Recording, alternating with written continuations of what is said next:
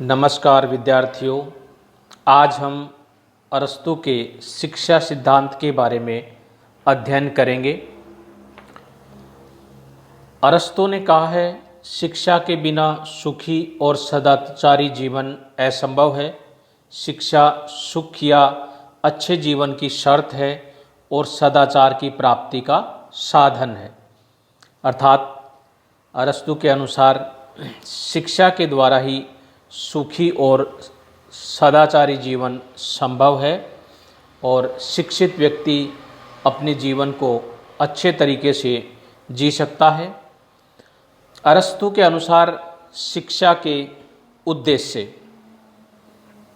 अरस्तू द्वारा प्रतिपादित शिक्षा योजना का उद्देश्य व्यक्ति की भावनाओं का इस प्रकार से प्रशिक्षण करना है जिससे उसमें विवेक के उत्थान में सहायता मिल सके। अरस्तू की शिक्षा का उद्देश्य ऐसे श्रेष्ठ नागरिकों का निर्माण करना है जो परम विवेकशील हों और उसके माध्यम से राज्य संबंधी विषयों का चिंतन कर सकने की स्थिति में हो। अरस्तू की शिक्षा संबंधी धारणा व्यक्ति को सुखी और सदाचारी बनाना चाहती है। व्यक्ति के चरित्र का नैतिक निर्माण करके उसे राज्य का आज्ञापालक एवं उपयोगी सदस्य बनाना चाहती है। अवकाश के उचित उपयोग, भावनात्मक शक्तियों के विकास और समन्वित जीवन की उत्पत्ति का ध्येय रखती है तथा राजकीय संविधान के अनुकूल सर्वांगीण और श्रेष्ठ मानव जीवन संभव करना चाहती है। अरस्तू ने सभी नागरिकों के लिए एक जैसी शिक्षा की व्यवस्था की क्योंकि उनकी दृष्टि में शिक्षा का उद्देश्य उन्हें उत्तम नागरिक बनाना है ताकि वे उत्तम मनुष्य बन सके। अरस्तू के अनुसार शिक्षा के कार्य, शिक्षा के कार्यों की हम जब बात करते हैं तो अरस्तू के अनुसार शिक्षा के कार्य हैं सद्जीवन की प्राप्ति में सहायता, अर्थात अच्छे जीवन को जीने के लिए उसको प्राप्त करने में सहायता शिक्षा के द्वारा की जाती है। इसी प्रकार मानव आवश्यकताओं की पूर्ति का कार्य, मनुष्य को जीवन जीने के लिए विभिन्न प्रकार की आवश्यकताएं होती हैं और उन आवश्यकताओं की पूर्ति का कार्य भी शिक्षा के द्वारा पूर्ण किया जा सकता है। अच्छे नागरिकों का निर्माण, एक अच्छे राज्य के लिए जरूरी है कि उसके नागरिक अच्छे होने चाहिए क्योंकि नागरिकों से मिलकर के ही राज्य का निर्माण होता है। जब अच्छे नागरिक होंगे तो ही एक अच्छा राज्य है वो बन पाएगा, राज्य की शासन व्यवस्था अच्छी हो पाएगी। इसलिए अच्छे नागरिकों का निर्माण करना भी शिक्षा का कार्य है। राज्य के मूल सिद्धांतों के प्रति जनमत का निर्माण, राज्य का जो संचालन किया जाता है वो उसके मूल सिद्धांतों के आधार पर किया जाता है और उन मूल सिद्धांतों की पालना तभी होती है जब उसके प्रति, उन सिद्धांतों के प्रति जनमत हो, अर्थात जनता की सहमति हो। तो राज्य के मूल सिद्धांतों के प्रति जनमत का निर्माण भी शिक्षा का कार्य है ताकि राज्य को सही तरीके से संचालित किया जा सके। इसी प्रकार से सामाजिक गुणों का विकास, सामाजिक गुणों का विकास करना भी राज्य का कार्य है क्योंकि समाज में जब अच्छे सामाजिक गुणों का विकास होगा तो एक सामंजस्य की भावना होगी और विकास की भावना होगी तो राज्य अपने उद्देश्यों की अच्छे से प्राप्ति कर पाएगा। अरस्तू की शिक्षा योजना की बात करें तो अरस्तू की शिक्षा योजना को 3 भागों में बांटा जा सकता है। पहला भाग जन्म से 7 वर्ष की उम्र तक, दूसरा भाग 7 वर्ष से 14 वर्ष की उम्र तक और तीसरा भाग 14 वर्ष से 21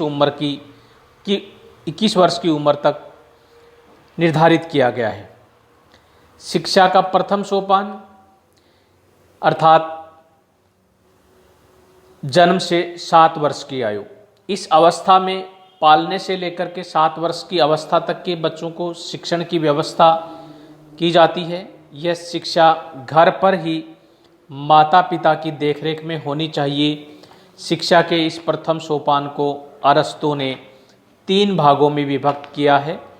शैशवावस्था, 5 वर्ष की उम्र तक शिक्षा तथा 5 वर्ष से 7 वर्ष तक की उम्र की शिक्षा।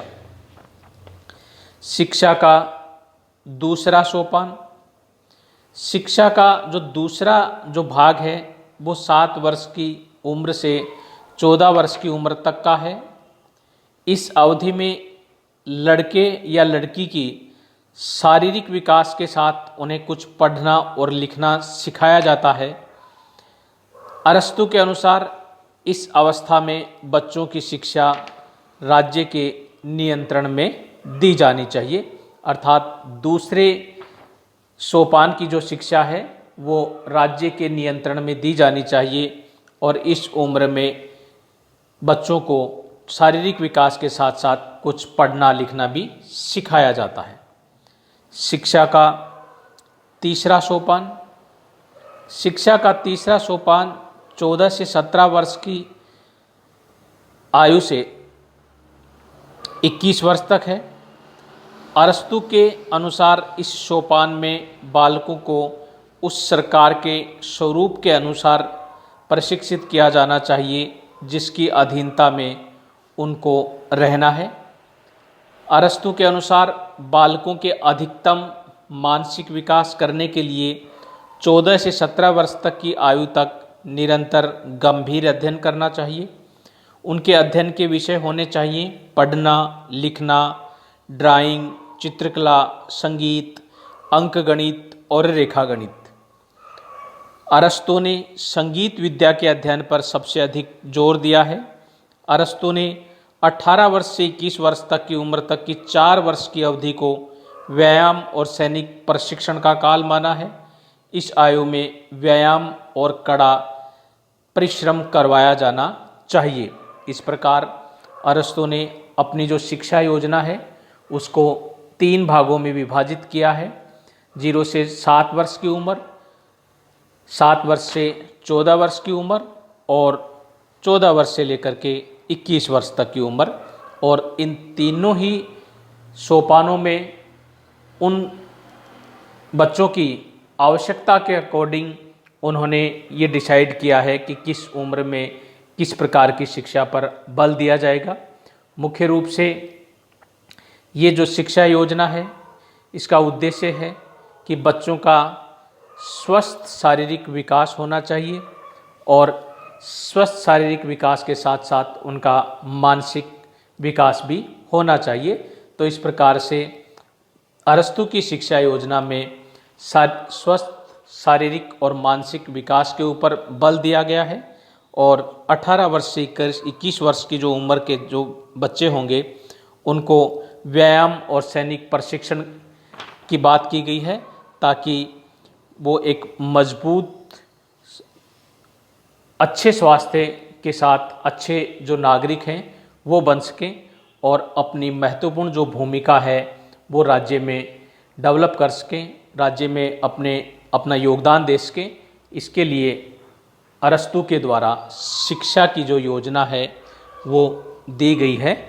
धन्यवाद।